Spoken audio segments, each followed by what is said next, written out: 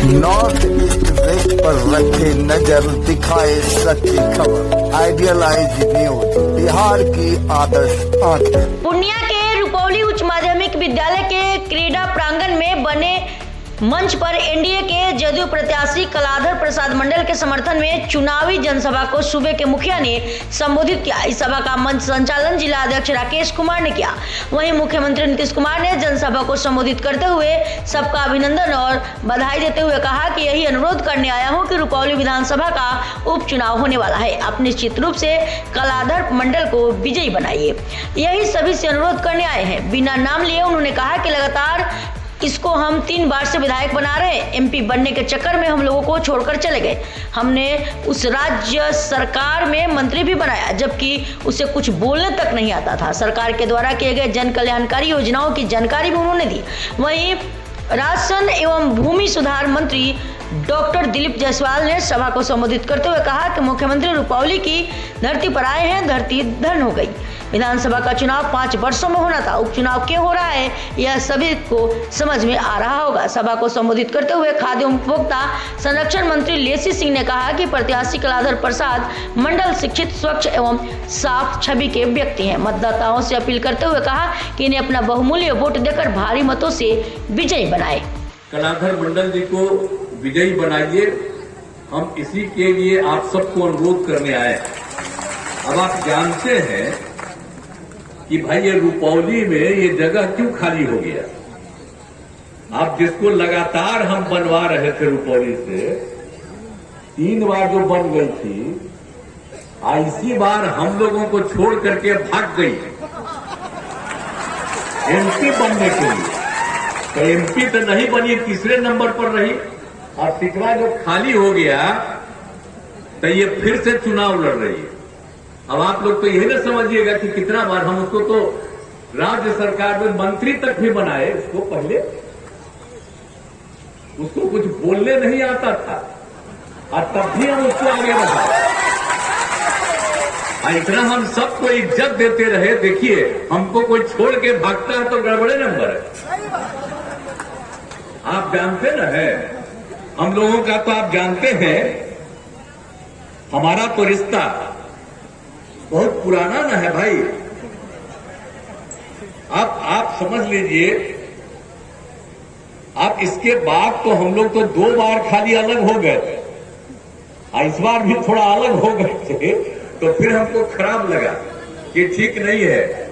हम लोग का जो रिश्ता पुराना है 1995 से, अब बिहार में 2005 में हम लोग मिलकर के सरकार बनाए। आज जो हमारे उप मुख्यमंत्री जी हैं और पार्टी के नेता, हम लोग तो साथ रहे। आज तो फिर तीसरी बार में इस देश के प्रधानमंत्री बने।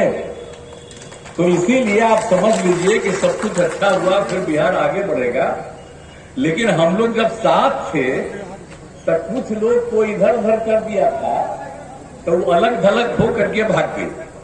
तब भाग गई तो आप तो समझ रहे हैं कि हम लोगों के जो उम्मीदवार थे, अब यहां से ये जो संतोष कुशवाहा जी थे, आप बताइए 2 बार जीते, तीसरा बार ही हुए। हालांकि दूसरे नंबर पर है, थोड़ा सा वोट का अंतर था, लेकिन ये तो यही इसी एरिया से जीते हैं। बड़ी भारी संख्या में इसी एरिया से जीते, यही जो कैंडिडेट थी तब भी इसी एरिया से जीते। और वो जो हमारी एमपी बनी हुई है, इसके भी एरिया से भारी बहुमत से जीते। तो सब जगह है। हाँ, लेकिन हमको बड़ा आश्चर्य हुआ कि इस आदमी को क्या हुआ। अब पिछला चुनाव में तो हम आए थे तो लग रहा था कि कोई दिक्कत नहीं होगा। एक आदमी को इंडिपेंडेंट लड़ गया, इधर से उधर कर दिया, लेकिन फिर भी पूरे बिहार में तो हम लोग किए। तो आप जानते हैं कि हम लोग तो अभी बता रहे थे, हमारे सम्राट चौधरी जी, माननीय उप मुख्यमंत्री जी एक एक बात बता रहे थे। तो हम लोग तो फिर अब बहुत आगे ना बढ़ेंगे जी। अभी तो एक बाई इलेक्शन है, तो इसके लिए हम लोग आए हैं आपसे अनुरोध करने के लिए। अब आप समझ लीजिए कि जिन लोगों को हमने इज्जत दिया, अब भाग गया तब जाने दीजिए।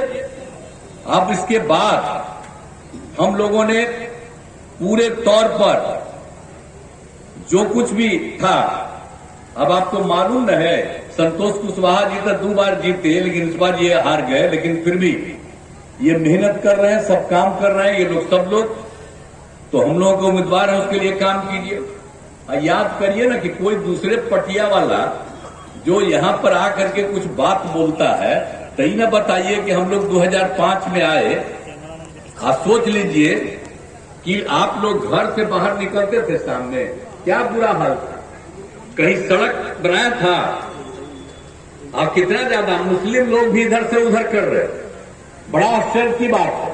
और पहले तो हिंदू मुस्लिम झगड़े ना होते रहता था जी। आप बोलिए, हम ही लोग 2005 में आए तो हम लोग मिलकर के काम किए। आप बोलिए, उसका हिंदू मुस्लिम का झगड़ा होता है? आई लोग कोई काम किए?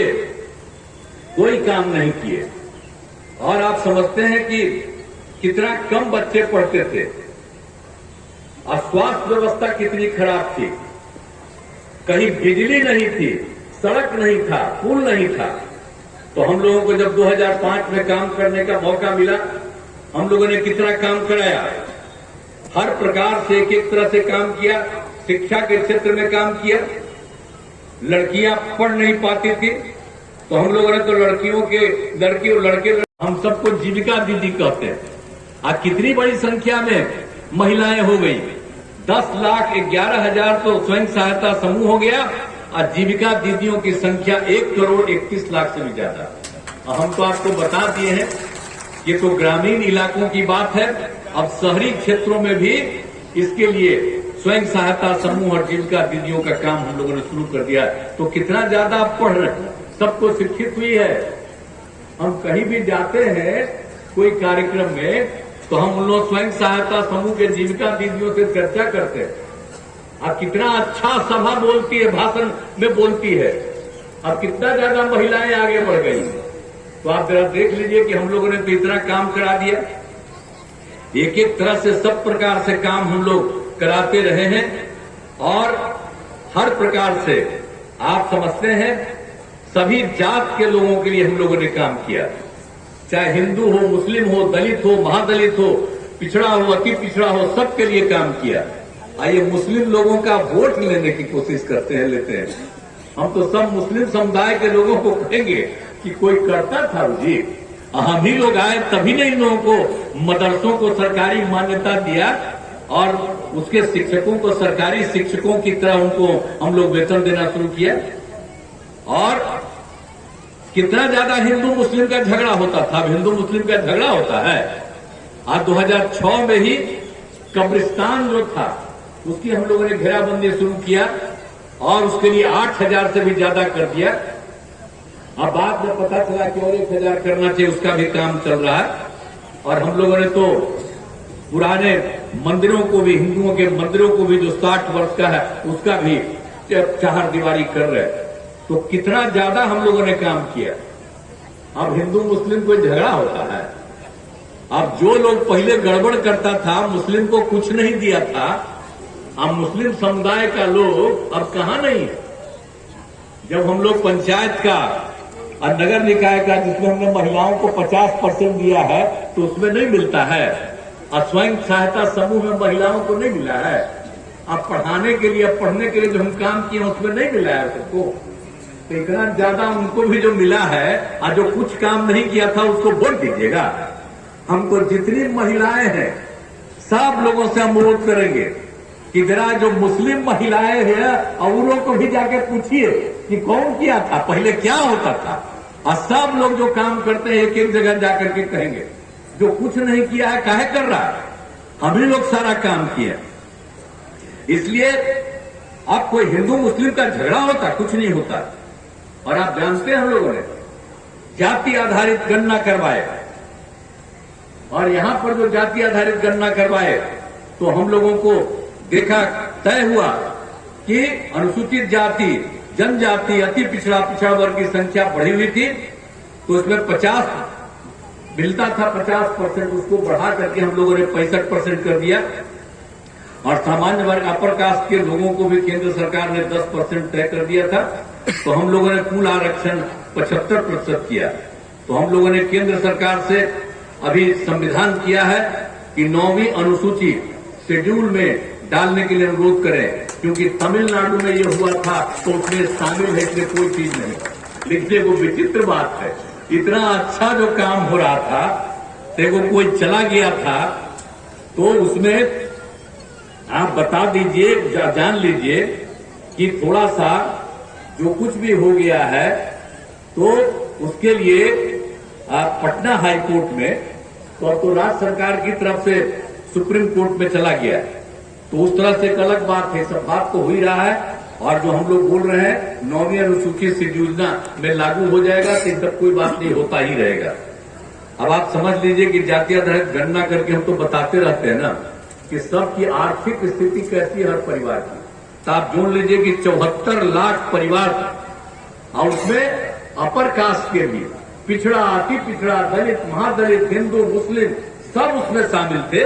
तो हम लोगों ने उनके गरीब परिवारों को रोजगार हेतु हर परिवार को 2 लाख रुपया देने का निर्णय लिया, और हम लोगों ने देना शुरू कर दिया।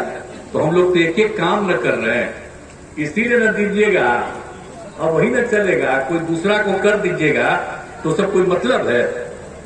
अब पूर्णिया में हम लोग विकास का काम नहीं किया, शिक्षा, स्वास्थ्य, सड़क, बिजली, पानी पर बहुत काम हुआ है। पूर्णिया जिले में जो महत्वपूर्ण काम हुए उनके बारे में आप लोगों को याद दिलाना चाहते हैं। इंजीनियरिंग कॉलेज, पॉलिटेक्निक संस्थान की स्थापना हुई, महिला ITI और सभी अनुमंडलों में ITI की स्थापना हुई, राज्य सरकार द्वारा पूर्णिया में मेडिकल कॉलेज की स्थापना की, GNM संस्थान और पारा मेडिकल कॉलेज की स्थापना की गई। वर्ष 2011 में पूर्णिया में भोला पासवान शास्त्री महाविद्यालय का निर्माण किया। और आप जानते हैं ना भोला पासवान जी क्या थे, वो 3 बार बिहार में मुख्यमंत्री रहे हैं।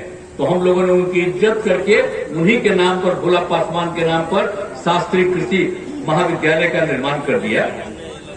पूर्णिया विश्वविद्यालय की स्थापना की गई है, सब कुछ किया है।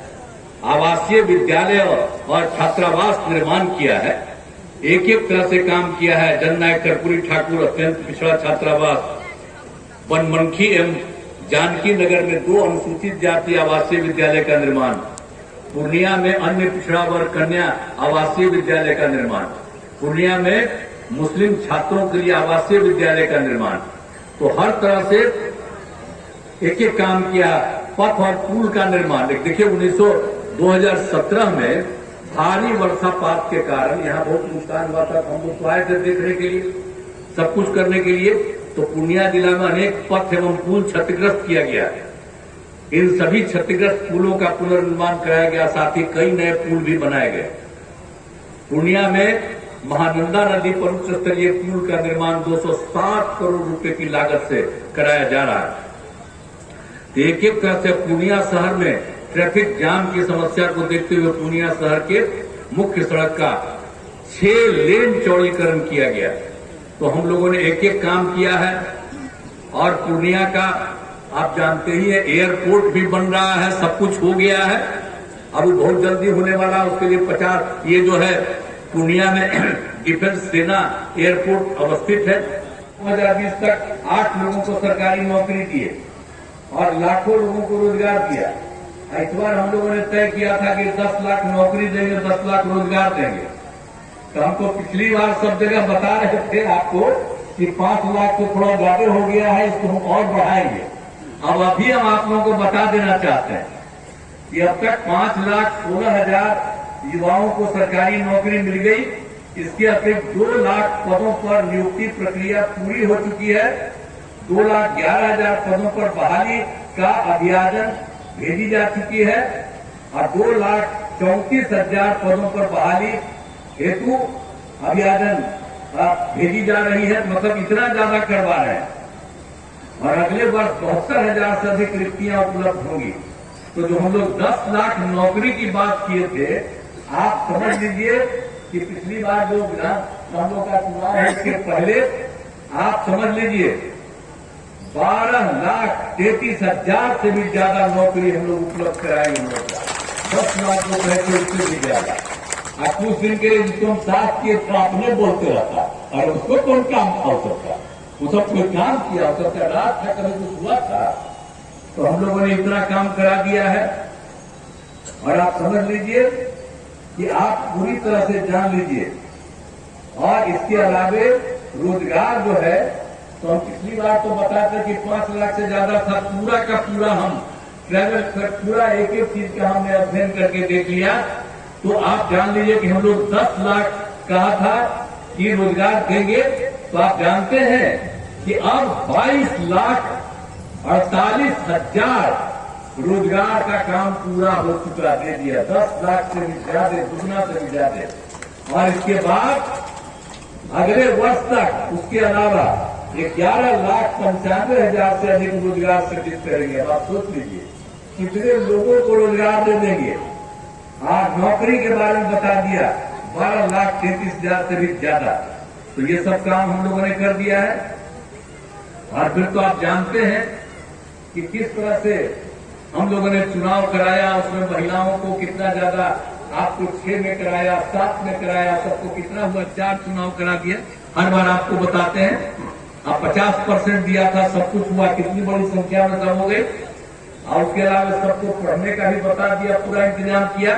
बिहार के माननीय उप मुख्यमंत्री श्री सम्राट चौधरी जी,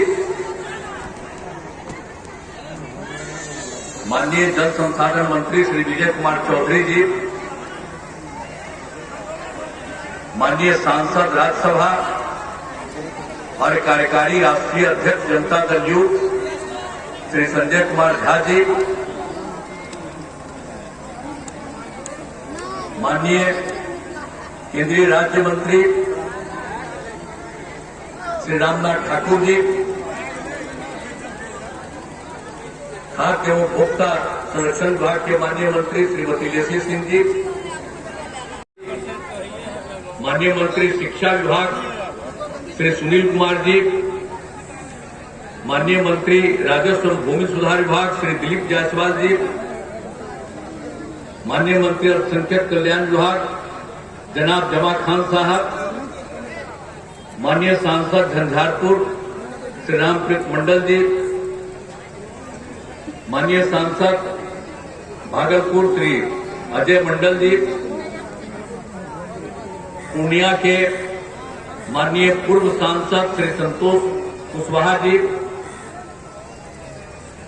नेता संसदीय दल लोकसभा जनता दल यू माननीय सांसद सुपौल श्री दिलेश्वर कामत जी, श्री ललन सर्राफ जी माननीय विधान पार्षद, पन्नालाल पटेल जी माननीय विधायक बेलदौर, वही सब लोग चाहते हैं। तो आप लोगों ने इनको प्रकट कर दिया है, इसके लिए मैं धन्यवाद देता हूं। और मैं आग्रह करूंगा कि एक बार और हाथ उठाइए, इनके बगल में हम हाथ उठाते हैं।